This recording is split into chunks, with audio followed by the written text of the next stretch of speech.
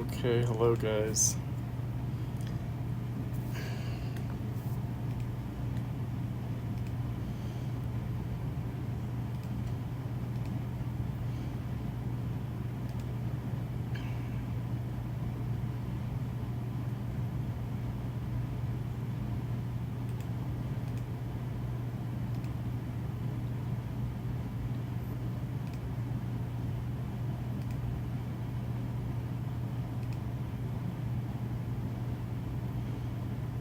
Alright, so let's get started since we have limited time. Alright, so anything that we don't have time to discuss this evening, we'll come back to on Thursday. So just to remind you guys, on Thursday we have 3 readings. We have 2 short readings and 1 longer reading like tonight. So on Thursday it will be the coming upheaval and class struggle and mode of production. Those are the 2 short readings, and then the Communist Manifesto. All right. Let me see.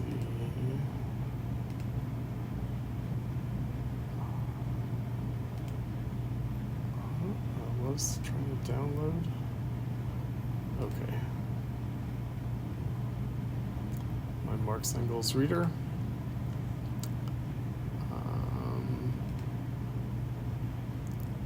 Alright, so introducing Karl Marx, let's talk about who Marx was and the moment that we are addressing him. So Marx was a political radical. He's born and raised in the Rhineland, the western part of Germany, along the Rhine River.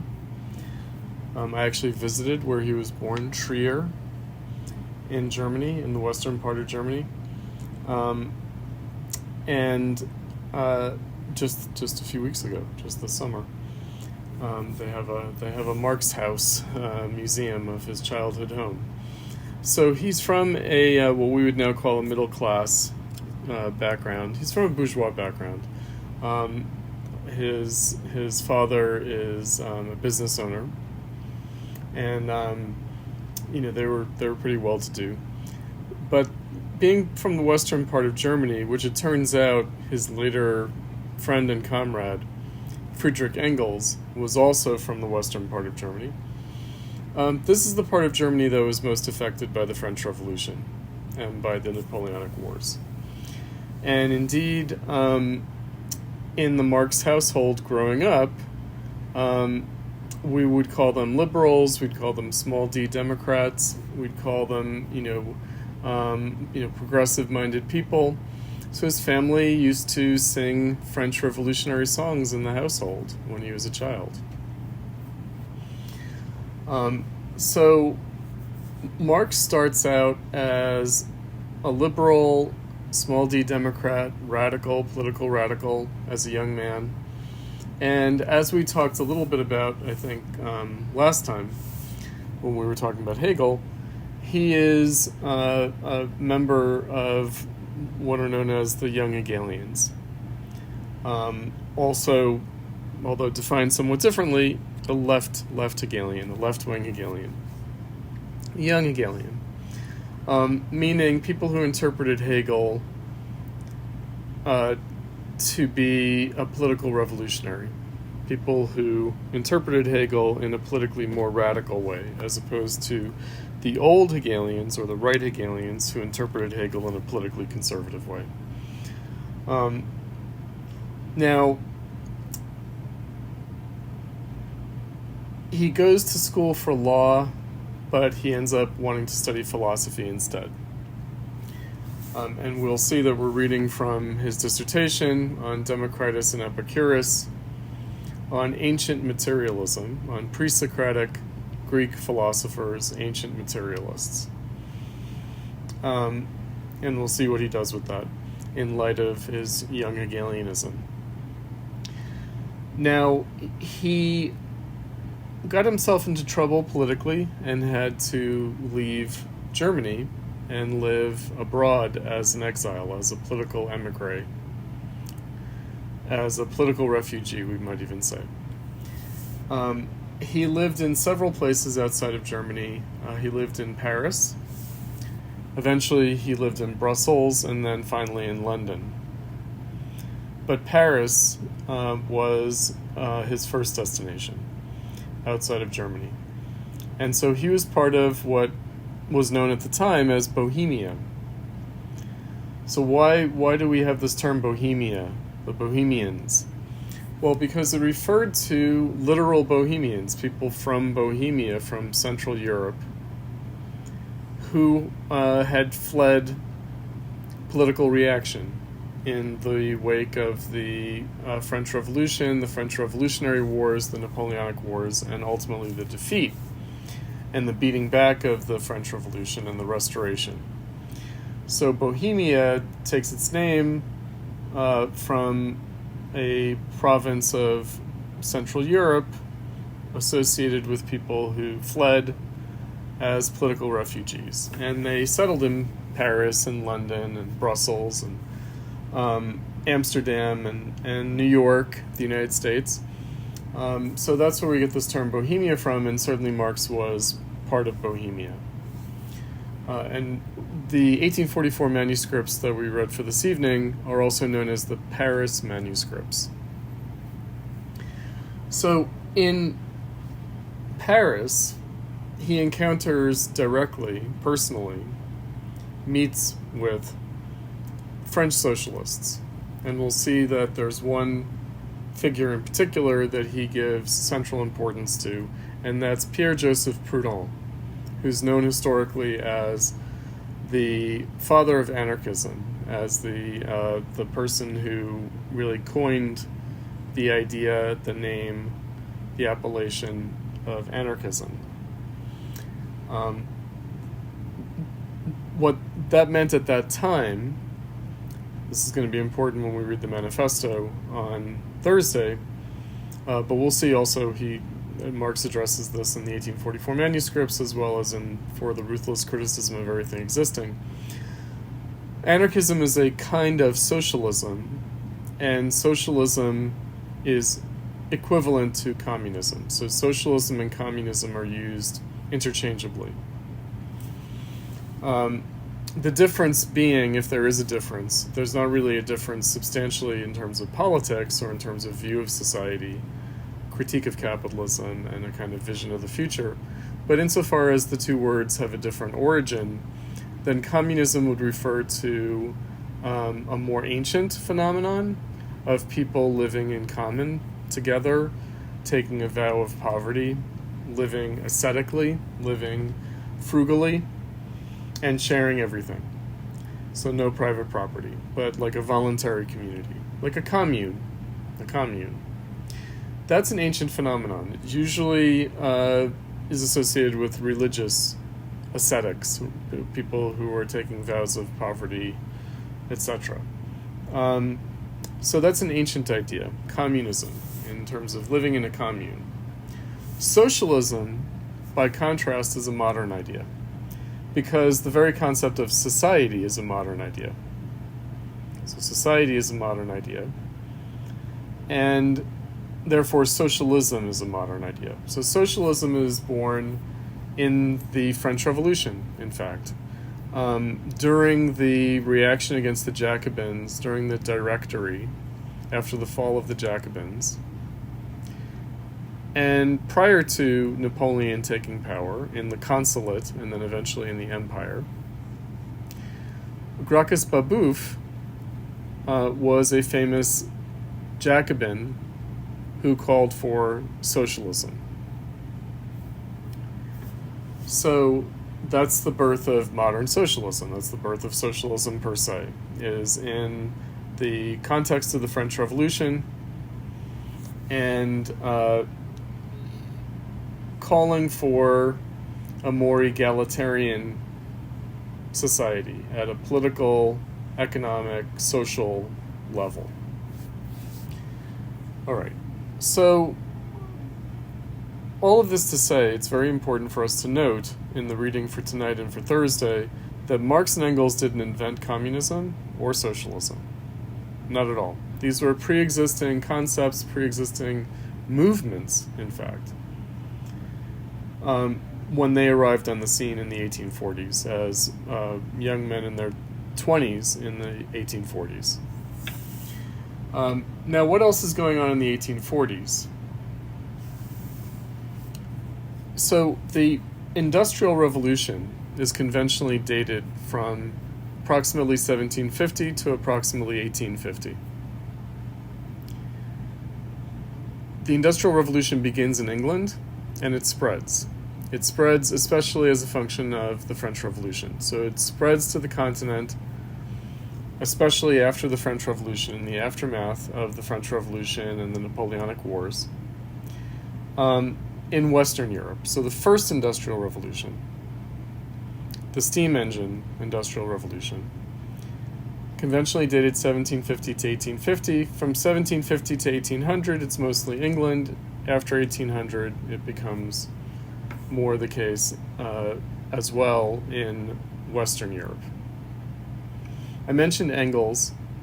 Engels, his family are factory owners. They're factory owners in Western Germany, in the Rhineland, and they also own a factory in Manchester, in England. So they're international capitalist factory owners. And when Engels gets into trouble for being a political radical, he goes to England. He also goes to Paris. He circulates around, but he goes to England to help manage the family factory in Manchester. When he goes to Manchester, he's appalled by the conditions.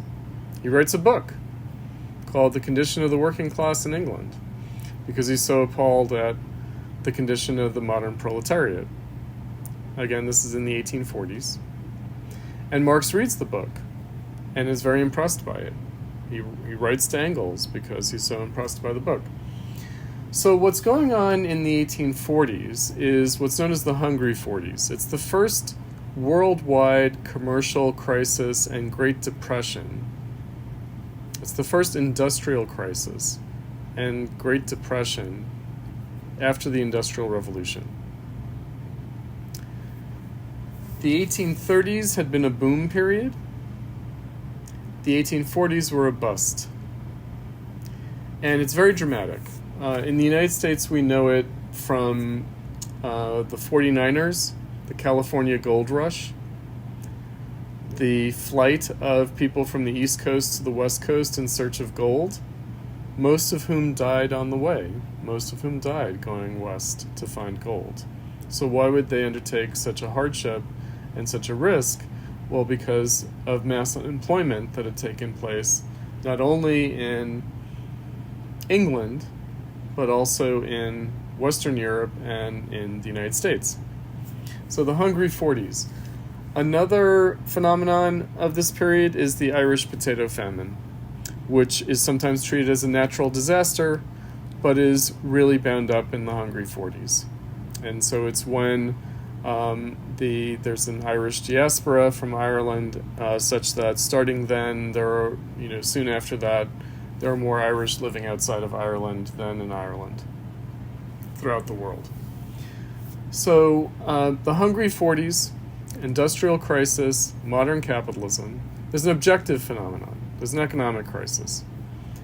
There's also, however, a subjective political crisis, and that is the rise of a modern socialist and communist mass movement of the industrial working class. So in the 1810s, 1820s, 1830s, you had the emergence of what's known as Utopian socialism. These are socialist intellectuals, the socialist intelligentsia, but also others, who are motivated by the utopian possibilities of industrial technology. So they look at the Industrial Revolution, they look at machine production, and they say, what kind of, possibilities does this open for society? And they try to organize production around a kind of egalitarianism and an egalitarian use of machine technology for production. They create model communities. There's the phalanstery, which is a word based on the Greek word phalanx, which is a military unit, a tightly organized military unit. And there are other model communities set up by these are followers of Charles Fourier. There's also Saint-Simon and Robert Owen.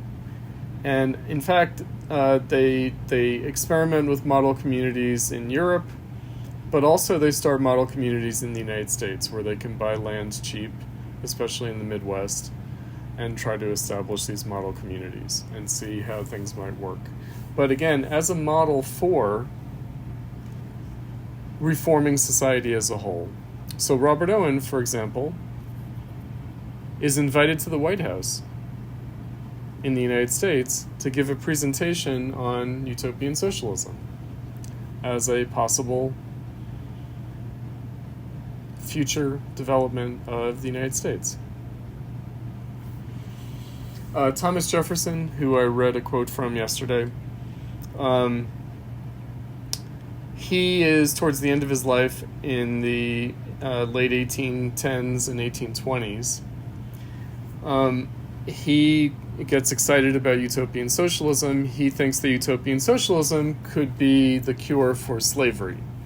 So he had wanted to abolish slavery, but politically it was impossible to do so, and he was frustrated by that. But he saw in utopian socialism a possibility for the abolition of slavery. And in fact, there's a lot of overlap between abolitionism and utopian socialism. So the utopian socialists, what they did was, in creating these model communities, they collected money, they bought the freedom of slaves and had them come live as equals in the model community, in the utopian socialist community. And Thomas Jefferson was paying attention to this, as well as utopian socialism in Europe, and thought that it was a great idea. So that's the 1820s and 1830s. The 1840s are a little bit different because the socialism of the time is not this utopian optimism based on industrial production, but based more on the industrial crisis, the commercial crisis, and the objective phenomenon of mass unemployment. Now, technology had already started to put people out of work. Marx himself dated the beginning of what he called the class struggle, the modern class struggle of the workers against the capitalists, to what is now known as the Luddites, to the revolt of the weavers in Lyon, in France, against the power loom, the automated weaving loom. So it was workers skilled at using the hand loom rebelling against the introduction of the power loom because it was wiping out their jobs. So they went and smashed the power looms, and Marx dated the beginning of the modern class struggle of the workers against the capitalists to that event, and that's in the early 1830s. 1840s, however, mass unemployment, not just conjunctural unemployment, not just workers being let go because they're replaced by machines, but mass unemployment caused by a Great Depression. So not just workers being replaced by machines, but a commercial crisis, what we're familiar with, a depression, a bust after a boom cycle of the economy. So Marx and Engels, who were both young Hegelians, of course want to see this in Hegelian terms. They want to understand the phenomena happening around them in Hegelian terms. They want to look at both the objective and the subjective phenomena and understand them as specific to the historical moment that they're in and pointing beyond that moment.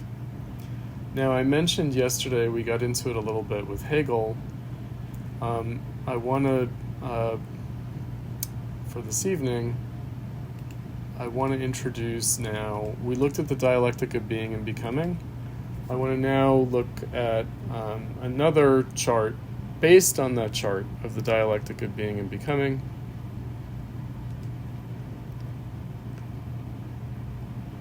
Which is the immanent dialectical critique. That's a mouthful, I know. But let's look at this, because it's going to be the way that Marx's writings and other Marxists' writings are structured in terms of presentation and argumentation. Really in terms of presentation, how they proceed. So let me share my screen with you guys. If I can, if it will let me. No. Okay, it's not really letting me. Or it's not letting me do the full screen, but we can look at it just in the window that it is giving me. All right, so we looked at the dialectic of being and becoming, freedom and transformation, the dialectic of continuity and change, the dialectic of a state of being and a process of becoming, the dialectic of the is and the ought, the dialectic of nature and spirit. So what we talked about last night from Hegel.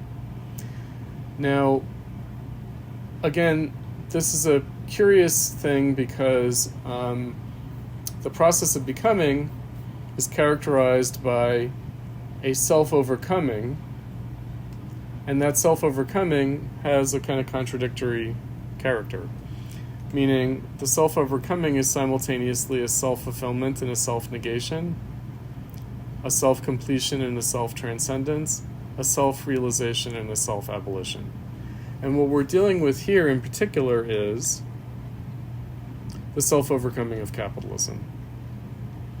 So the idea that Marx and Engels have as young Hegelians is that communism, or socialism, whatever word one uses for it, would be simultaneously the fulfillment and the negation of capitalism.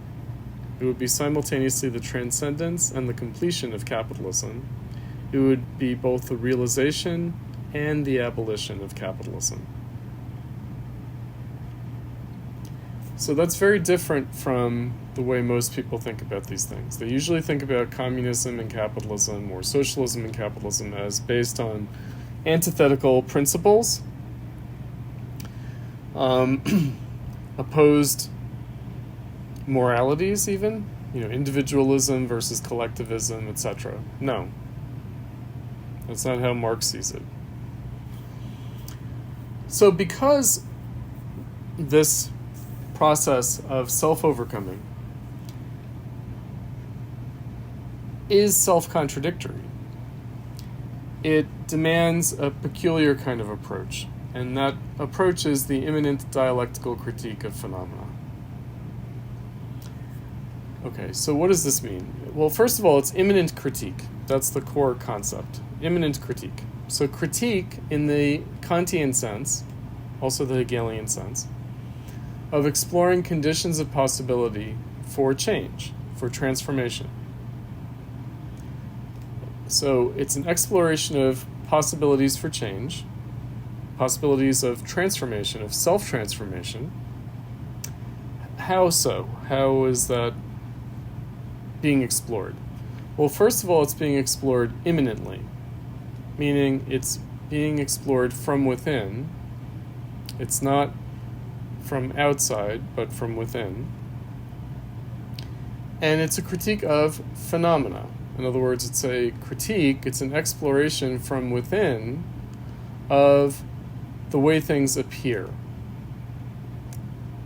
The manifest phenomena of appearance. If you remember Robert Pippin from the first day of class, he said, Kant on appearance, Hegel on dialectic and teleology, and Marx on contradiction. Okay, so Kant on appearance. So phenomena are treated as necessary forms of appearance. Also, you could look at it as forms of appearance of necessity. Necessity in what sense? Necessity of what? Necessity for what? Necessity of freedom. Okay, so that's a peculiar idea. So what it means to treat phenomena as necessary is that they're not arbitrary or accidental. They're necessary. And moreover, they are symptomatic. So one is exploring the way the world appears as a symptom. And again, Robert Pippin pointed this out. It's a symptom, it's symptomatic, but it's also diagnostic. So it has a self-diagnosing character. So it's a symptom that, in its appearance, diagnoses itself, and not only diagnoses itself, but has a prognosis, has a prognostical value, meaning it points in a certain direction, it points beyond itself. So it's an exploration of conditions of possibility for transformation from within the way the world appears to us in its manifest phenomena, in such a way that its appearance is symptomatic, diagnostic, and prognostical. Points beyond itself. So how does it point beyond itself? How does the way the world appears to us in our present moment point beyond itself? Dialectically, meaning it points beyond itself according to its self-contradictions.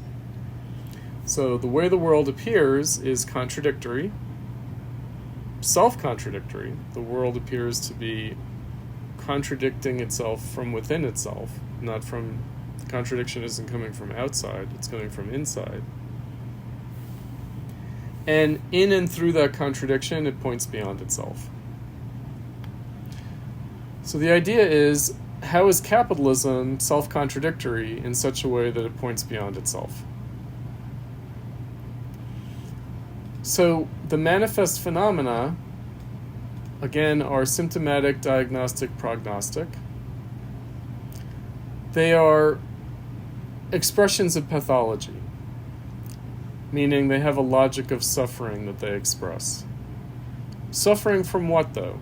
Again, Robert Pippin keyed us into this on the first day of class.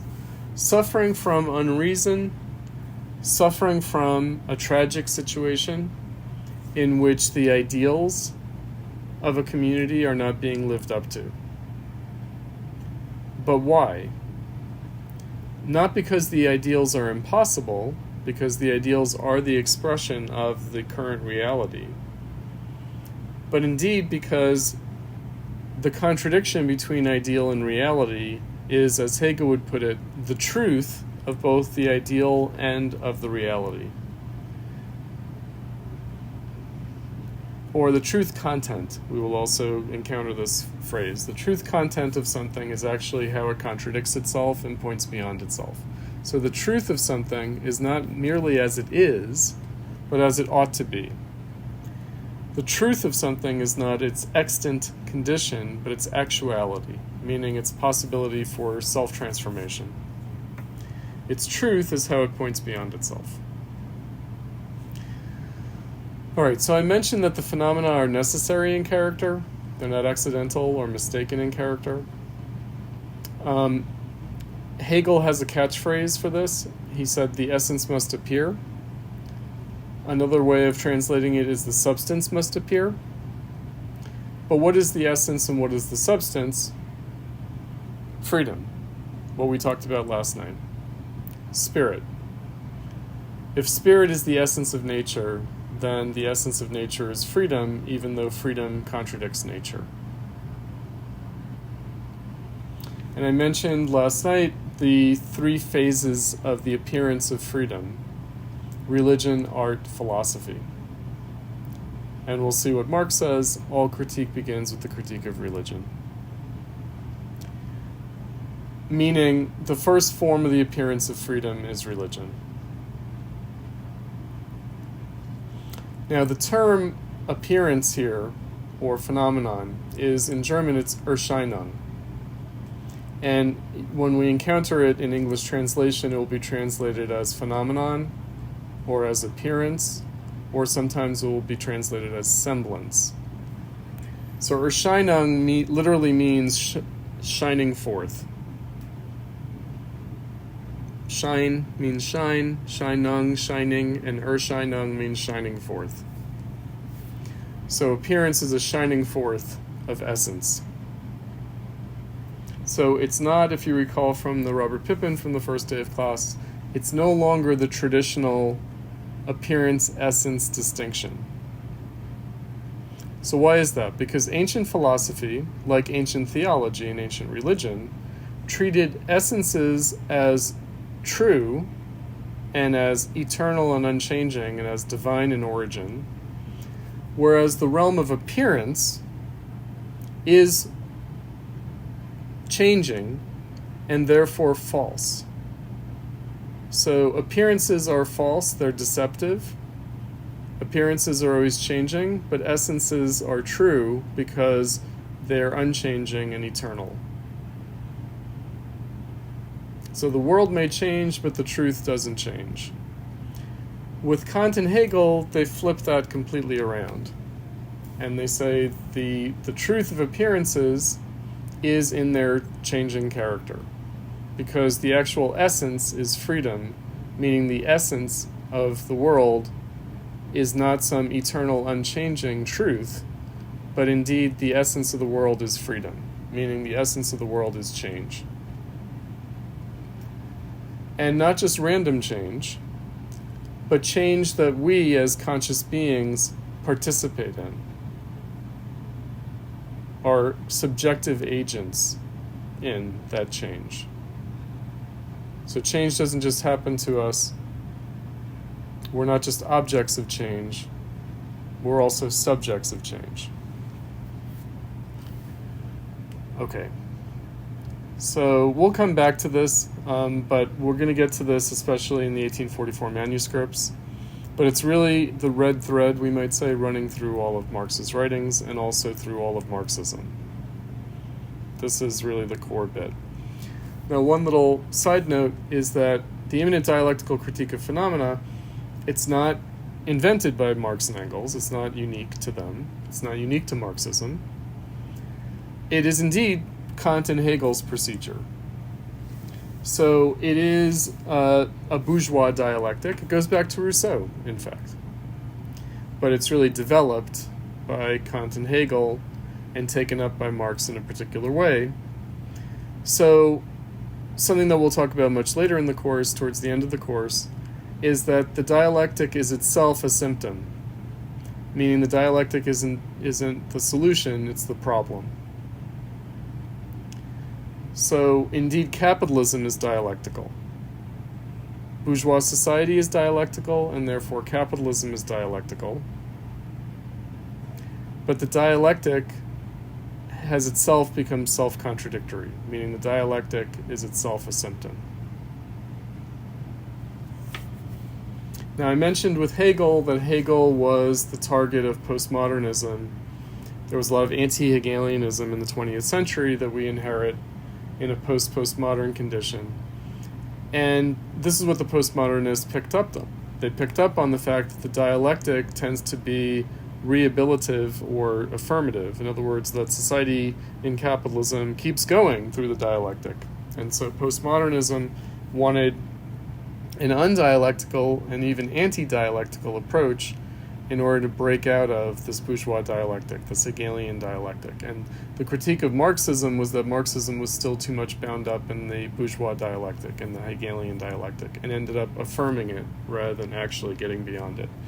This is how the postmodernists responded to the Soviet Union and the Warsaw Pact, the East Bloc, Communist China. The postmodernists were like, oh, Marxism just turned out to be a totalitarian form of capitalism. And it justified itself using this Hegelian dialectic, and so we want to reject that. They had a point, but it was also based on a misunderstanding. So the dialectic is really the problem, and it's really the question posed by the phenomena of capitalism. It isn't simply the solution or the answer. It's not like, okay, capitalism is a contradiction and the solution is the dialectic. That's not how Marx approached things. It's also not how Hegel approached things. So Hegel is conventionally misunderstood as thesis, antithesis, synthesis. That's actually not Hegel. That's not how Hegel thought about the dialectic at all. That's actually Fichte, who was distorting the Kantian dialectic in this way. He's another German idealist who comes after Kant and before Hegel. It's the thesis, antithesis, synthesis is not actually Hegel at all. But that's the conventional understanding, misunderstanding, reading, misreading, unfortunately. Okay.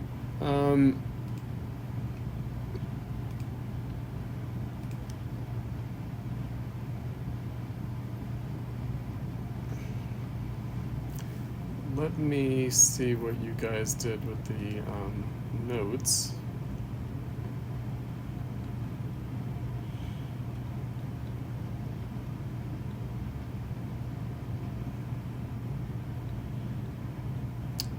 All right, let's actually just look directly. We might come back to these notes. I hope that we have time. We'll come back to them tonight. If we don't, we might come back to them on Thursday.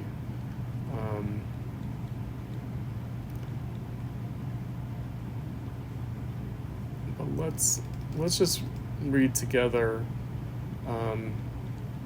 the short Marx pieces. So what Marx is doing here is that he is taking the opportunity to criticize the young Hegelians.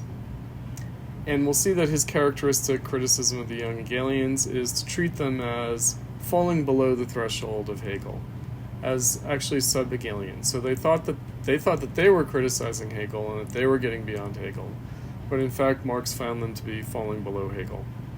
In the history of philosophy, the young Hegelians and the old Hegelians and the conflict between them and the ferment around the young Hegelians is called the crisis of Hegelianism, the crisis and disintegration of Hegelianism. It's something that we'll read about later when we read Karl Korsch. But let's see how Marx characterizes it here. It says, also in relation to Hegel, it is mere ignorance on the part of his pupils when they explain one or the other determination of his system by his desire for accommodation. Again, maybe he was making concessions to a conservative, autocratic political regime and the like. Hence, in one word, explain it in terms of morality. In other words, that they see a deficiency in Hegel where Hegel, in a kind of moral failing, politically accommodated himself to an unfree situation. They forget that only a short time ago they were enthusiastic about all Hegel's idiosyncrasies, as can be clearly demonstrated from their writings. If they really were so affected by the ready-made science that they acquired, that they gave themselves up to in naive, uncritical trust, then how unscrupulous is their attempt to reproach the master for a hidden intention behind his insight?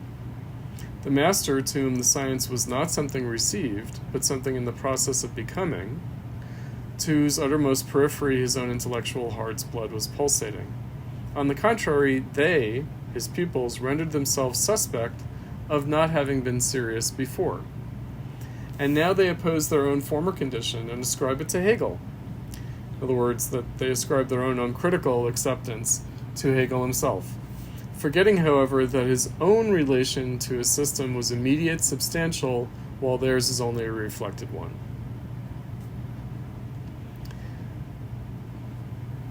He says, it's a psychological law that the theoretical mind, once liberated in itself, turns into practical energy, and that leaving the shadowy empire of Immanent as will, turns itself against the reality of the world existing outside it. From a philosophical point of view, however, it is important to specify these aspects better, since the specific manner of this turn, we can reason back towards the immanent determination and the universal historic character of a philosophy.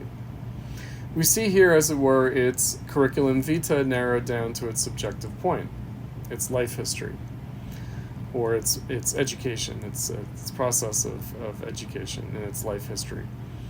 But the practice of philosophy is itself theoretical. It's the critique that measures the individual existence by the essence, the particular reality by the idea. But this immediate realization of philosophy is in its deepest essence afflicted with contradictions. And this, its essence, takes form in the appearance and imprints its seal upon it. When philosophy turns itself as will against the world of appearance, then the system is lowered to an abstract totality. That is, it has become one aspect of the world which opposes another one. Its relationship to the world is that of reflection.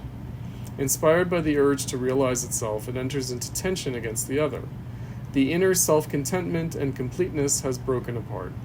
What was inner light has become consuming flame turning outwards. The result is that as the world becomes philosophical, philosophy also becomes worldly, that its realization is also its loss, that what it struggles against on the outside is its own inner deficiency, that in the very struggle it falls precisely into those defects which it fights as defects in the opposite camp, and that it can only overcome these defects by falling into them. That which opposes it and that which it fights is always the same as itself, only with factors inverted. Another way of saying that it's two sides of the same coin. This is the one side when we consider this matter purely objectively as immediate realization of philosophy. However, it also has a subjective aspect, which is merely another form of it.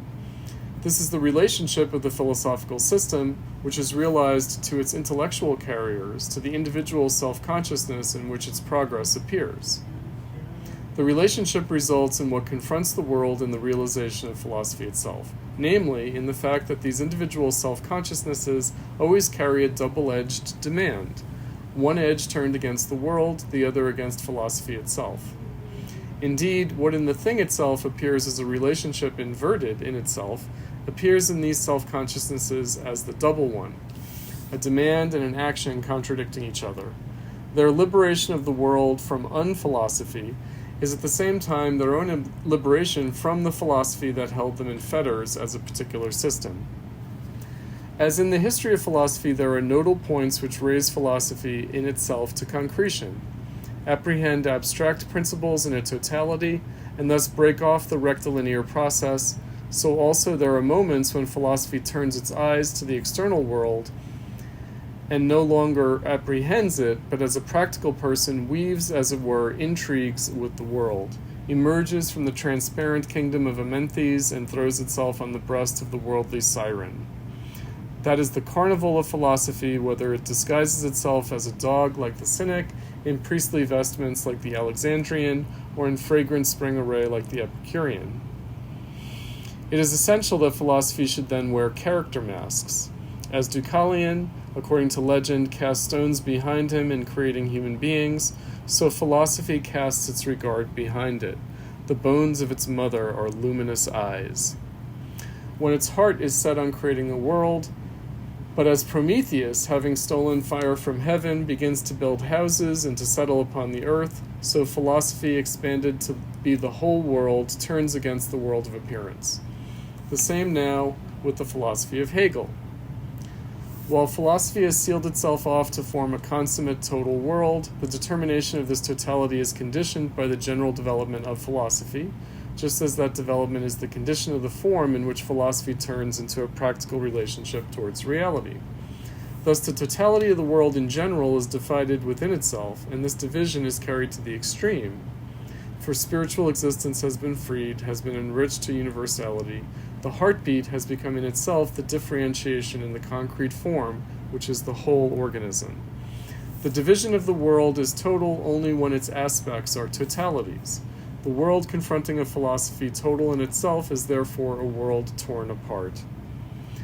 This philosophy's activity therefore also appears torn apart and contradictory. Its objective universality is turned back into the subjective forms of individual consciousness in which it has life. But one must not let oneself be misled by the storm which follows a great philosophy, a world philosophy. Ordinary harps play under any fingers, Aeolian harps only when struck by the storm. Okay, so that's quite opaque. That's quite difficult to comprehend because of all the references, all the philosophical language. But let's try to give it a little bit more concrete substance. So let's be a little bit more straightforward about it. So this is a letter from Marx to his publisher, to his colleague and comrade, who's starting a journal, Arnold Ruge. So for the ruthless criticism of everything existing, really it's for the ruthless critique of everything existing, since it's not a mere criticism, it's a critique in the Kantian and Hegelian sense. He says, I am delighted that you are resolved and turn your thoughts from backward glances at the past towards a new undertaking. In Paris, then, the old University of Philosophy and the new capital of the New World. What is necessary will arrange itself. I do not doubt, therefore, that all obstacles whose importance I do not fail to recognize will be removed. The undertaking may succeed, however, or not. In any case, I will be in Paris at the end of this month, since the air here makes one servile, and I see no room at all in Germany for free activity. In Germany, everything is being forcibly repressed. A true anarchy of the spirit has burst out, stupidity itself reigns supreme, and Zurich obeys commands from Berlin. Hence it becomes ever clearer that a new gathering point must be sought for the really thinking and independent minds. I am convinced that our plan would meet a real need, and real needs must surely also be able to find real fulfillment. I therefore have no doubts about the enterprise if only we undertake it seriously. The inner difficulties seem to be almost greater than the external obstacles. For even if there is no doubt about the whence, all the more confusion reigns about the whither, meaning if there's no doubt about where they're coming from, there is all the more confusion about where they're going. Apart from the general anarchy which has erupted among the reformers, each is compelled to confess to himself that he has no clear conception of what the future should be.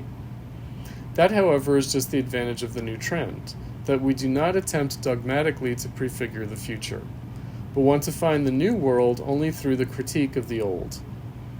Up to now, the philosophers had the solution of all riddles lying in their lectern, and the stupid, uninitiated world had only to open its jaws to let the roast partridges of absolute science fly into its mouth. Now philosophy has become worldly, and the most incontrovertible evidence of this is that the philosophical consciousness has been drawn, not only externally but also internally, into the stress of battle. But if the designing of the future and the proclamations of ready-made solutions for all time is not our affair, then we realize all the more clearly what we have to accomplish in the present. I am speaking of a ruthless critique of everything existing. Ruthless in two senses. The criticism or critique must not be afraid of its own conclusions, nor of conflict with the powers that be. I am therefore not in favor of setting up any dogmatic flag. On the contrary, we must try to help the dogmatics to clarify to themselves the meaning of their own positions. Thus, communism, to be specific, is a dogmatic abstraction. I do not have in mind here some imaginary possible communism, but actually existing communism, in the form preached by Cabet, Dezami, Weitling, etc. This communism is only a special manifestation of the humanistic principle, which is still infected by its opposite, private property. Actually, would be a better translation. Private being, private property. Elimination of private property is therefore by no means identical with this communism, and it is not accidental but quite inevitable that communism has seen other socialist teachings arise in opposition to it, such as the teachings of Charles Fourier, who I mentioned, with his phalansteries, his model communities, Proudhon, Pierre-Joseph Proudhon, the father of anarchism, etc., because it is itself only a special one-sided realization of the socialist principle. And the socialist principle itself represents, on the whole, only one side, affecting the reality of the true human essence. We have to concern ourselves just as much with the other side, the theoretical existence of man, in other words, to make religion, science, etc. the objects of our critique. Moreover, we want to have an effect on our contemporaries, and specifically on our German contemporaries. The question is, how is this to be approached? Two circumstances cannot be denied. First, religion, and second, politics, arouse predominant interest in contemporary Germany. We must take these two subjects, however they are, for a starting point, and not set up against them some ready-made system, such as the Voyage of Icarus. That's Etienne Cabet's book outlining a kind of communist future. Reason, Marx writes, has always existed, only not always in reasonable form. So I think that I mentioned that for Hegel, and therefore for Marx and Engels, religion is the first form of consciousness of freedom. So reason has always existed, only not always in reasonable form. The critic can therefore start out by taking any form of theoretical and practical consciousness and develop from the unique forms of existing reality the true reality as its norm and final goal. Now, so far as real life is concerned, precisely the political state, in all its modern forms, contains, even where it is not yet consciously imbued with socialist demands, the demands of reason. Nor does the state stop at that. The state everywhere presupposes that reason has been realized, but in just this way it everywhere comes into contradiction between its ideal mission and its real preconditions. Out of this conflict of the political state with itself, therefore, one can develop social truth. Just as religion is the catalogue of the theoretical struggles of mankind, so the political state is the catalogue of its practical struggles. The political state thus expresses within the confines of its form, subspecie re publicae, all social struggles, needs, and truths. Thus it is not at all beneath the hauteur of principles that to make the most specific political question, the difference between the corporative and the representative system, the object of critique. For this question only expresses in a political way the difference between the rule of man and the rule of private property. The critic, therefore, not only can but must go into these political questions, which the crass kind of socialists consider beneath anyone's dignity. By showing the superiority of the representative system over the corporative system, the critic affects the practical interests of a large party.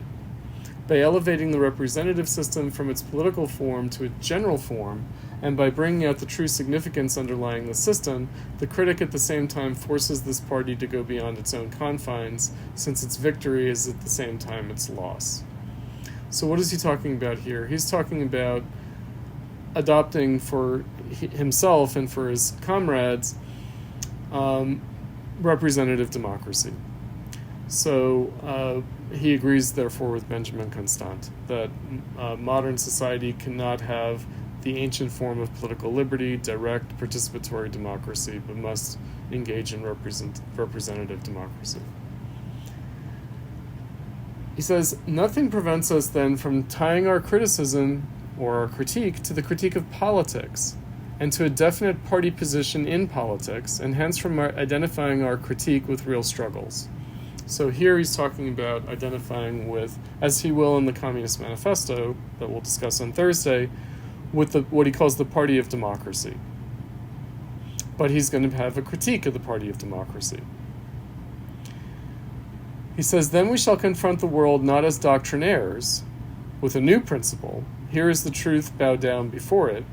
No, we must develop new principles to the world out of its own principles. We do not say to the world, stop fighting, your struggle is of no account. We want to shout the true slogan of the struggle at you. We only show the world what it is fighting for, and consciousness is something that the world must acquire, like it or not. The reform of consciousness consists only in enabling the world to clarify its consciousness, in waking it from its dream about itself, in explaining to it the meaning of its own actions.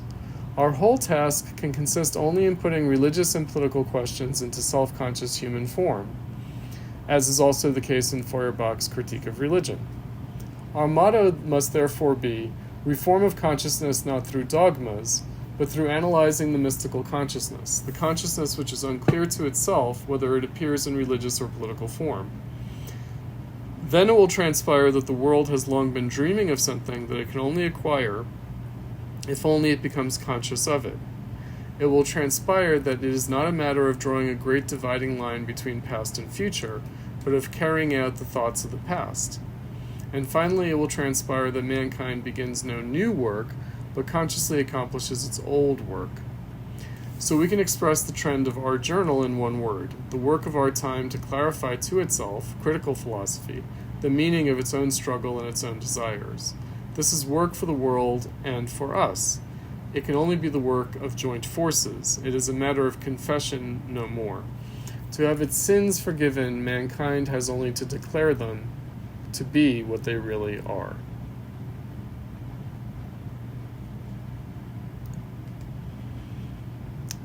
Okay, so, unfortunately that has eaten up nearly all of our time. So what I'd like to do is we will come back on Thursday and we'll pick up at exactly this point. Namely, we'll start with the notes that you guys posted on the first two readings on the early philosophical Marx, and then we'll move on to the 1844 manuscripts. And then we will also address the Communist Manifesto and the other two short readings that we will have for Thursday. All right, guys. Sorry again for the abbreviated class session. Have a good evening, and I'll see you on Thursday. Thank you. Thank you. Thank you. Good night. Bye, guys.